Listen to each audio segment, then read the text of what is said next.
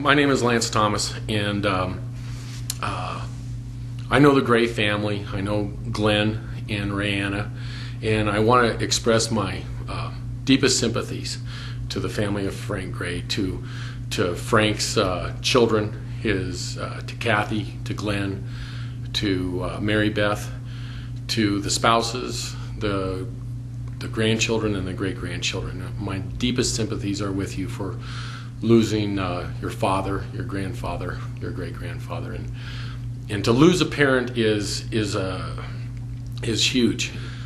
Frank was like a father to all kinds of kids in Bromfield, and it's men like Frank that gave the next generation the correct ideals. He would befriend a kid, that usually the ornery ones, usually the ones without good moral direction, usually the kids that needed help, and they were the ones that were fighting them in their spirits, and he would get mad at them. He'd be intense with them, and I remember Frank would yell and scream at them, and he'd get right in their face, really close, and spittle would be flying all over him, and he'd be yelling and screaming. He'd grab the back. He'd either grab your trap or grab the back of your arm and squeeze it and twist it to get your full undivided attention. He always got my attention. He was an imposing figure, and he always got my attention. And there's a few words that come to mind that I wrote down, and one is excellence.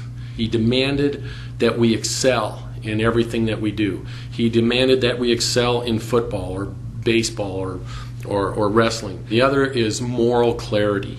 He made you play within the rules of the game. He was a disciplinarian. He was very disciplined in his life. He is disciplined with others. He always worked out. He was very regimented, and he expected discipline and yes sir, no sir from others. And this is what we're missing today. Frank was intense. He was I'm intense. People tell me I'm intense, but Frank was probably 10x Lance.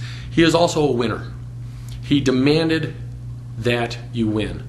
He wanted to win. He made us want to win, and it was not okay to lose.